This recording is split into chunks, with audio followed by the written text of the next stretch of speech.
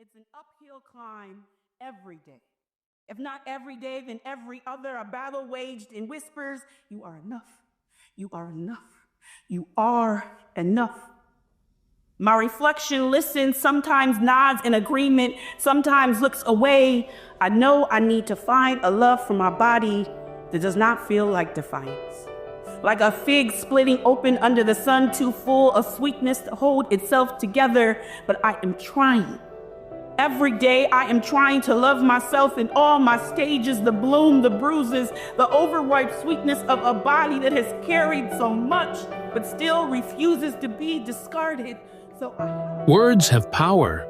They ignite revolutions, heal wounds, and shake the very core of human experience. Spoken word poetry is not just an art. It's a movement, a pulse, a heartbeat of truth.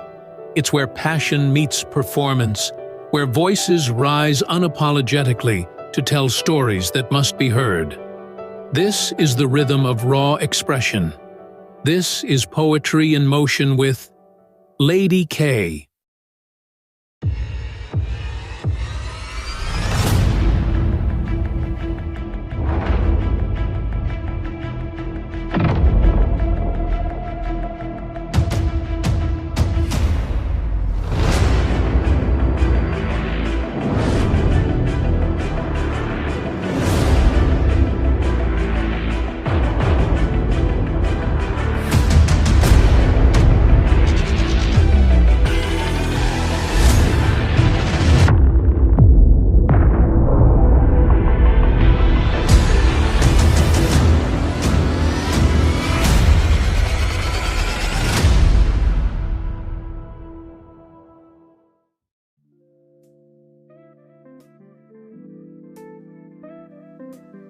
Ever since meeting Kwame's 2 years ago, she has become one of our community's fastest growing spoken word artists.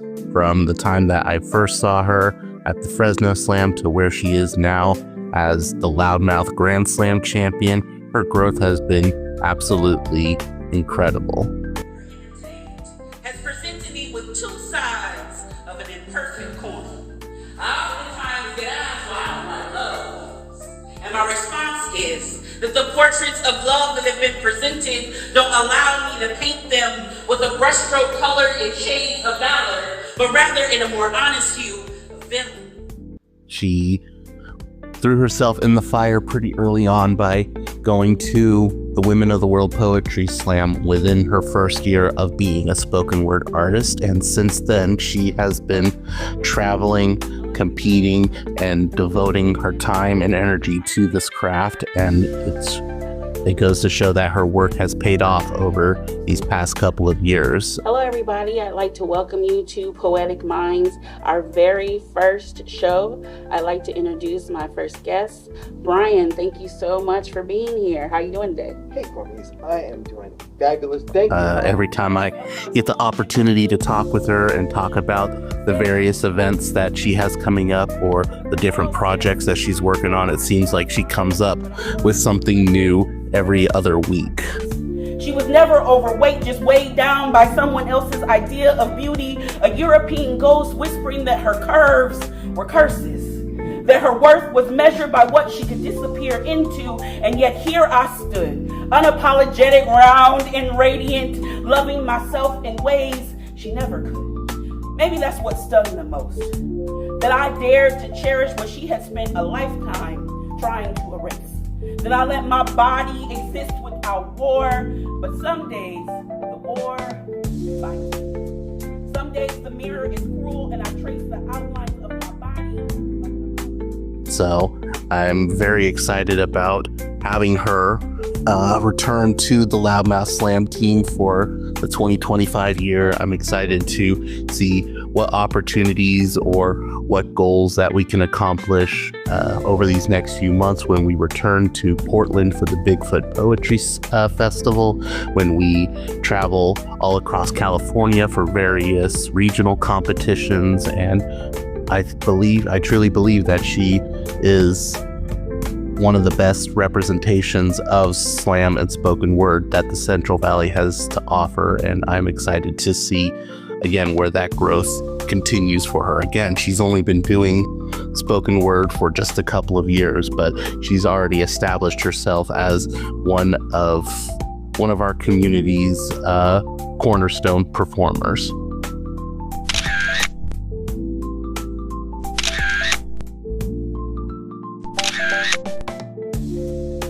Hi everyone, my name is Kwame Fletcher, aka LadyK. I am a spoken word artist and poet. I am originally from Flint, Michigan, now residing in Fresno, California. I like to say I'm equal parts of both.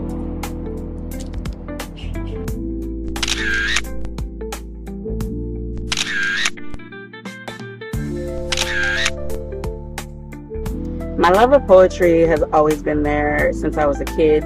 I've always loved writing. I come from 3 generations of maternal English teachers, and before I started taking it seriously, I really just needed a release, and so poetry has become my release.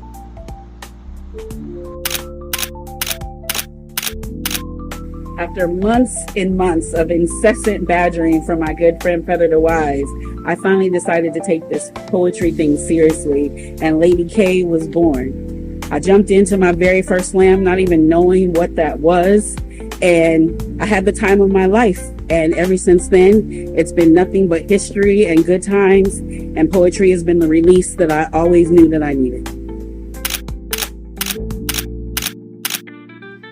Every man that I have ever entertained has presented me with 2 sides of an imperfect coin. I oftentimes get asked why I don't write love poems, and my response is that the portraits of love that have been presented don't allow me to paint them with a brushstroke colored in shades of valor, but rather a more honest hue of villain. At least the Joker wore his mask on the outside, making his true intentions much harder to look away from. Unfortunately, my choices have been much more Batman and Superman in their clandestine trickery, never really knowing if I was in the presence of Bruce Wayne and Clark Kent, Dr. Jekyll or Mr. Hyde. I saw the superhero within a facade. I could even say that I had become the villain in my own story, allowing their sweetly whispered words to cover up the treachery of the villain they truly were, less of the victim they wanted me to believe in, as I became the punchline for their dastardly deeds, never being allowed to see the inner sanctum of the Batcave. Little did I know, I was always searching for something in someone who couldn't even align their own duality enough to have their reflections be in alignment. As I mistook their masks for mirrors, believing my own reflection was twisted in their lies, but now I see it was not I that wore the villain's cape. It was my need for a hero that tethered me to the bat signal. I have learned to stop seeking those who claim to save, for their capes hide more than they reveal. Instead, I stripped away my own mask. No longer hiding in shadows, I spent too long being the damsel in distress. No more borrowed capes, no more searching skies for saviors, no longer being my own kryptonite. I lay down the myth of needing to be saved and step into the light of my own becoming. I am the heroine, not of a story written for me, but of the one I create with every breath. Each scar becomes a chapter, each triumph a verse. I do not wait for love to arrive. I love myself with a fierceness that no villain can unravel. The rescue has always been here, not in the arms of another, but in the steady beat of my own pulse. So let the records reflect that this has become my very first love poem to myself.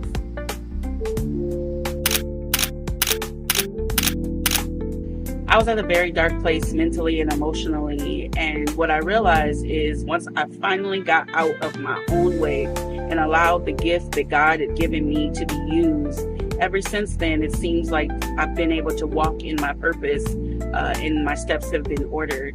And it's just been truly a joy, even on days when I don't feel like going to events or I don't see the benefit in them. Every time I leave, it is exactly what I needed in that moment, to the point where sometimes I'm even like, God, I know I fussed the whole time about going to this event, but you were right, but you know my heart, and you know that sometimes I'm a little stubborn, and so that was all I needed. And that very first event, it's like, it just became like an adrenaline rush that I needed. And I was always on the search for what's the next event and what's the next thing going on. And then, you know, I started challenging myself to get better and better, memorize my material, up my pen game so that I could actually be competitive, stop being a little bit so nervous when I would go up to perform. And ever since then, it's been, I mean, truly a blessing from God. And I'm using my gift in the way that I know that it should be. And I've been blessed. So before I really got into poetry, fashion has always been something that I love. I'm just really adamant, especially being a plus size woman, about making sure that the image that I present to the world defeats some of the stereotypes that they talk about when they talk about plus size women. So I've always been into long, flowy things and just really getting to know my body and what shapes and styles work best on me. Just because you can wear it doesn't necessarily always mean that you should. So fashion has been neck and neck with my love of poetry, and I just love making sure that I'm always putting my best foot forward, being bold and taking risks with my fashion choices, but also things that complement my body and my style and things that I'm going to feel the most confident in, so that when I'm out here, there's no doubt that I take up space in every room that I'm in, but I want it to be people leaving the right image behind. So my love of fashion is literally neck and neck with my love of poetry.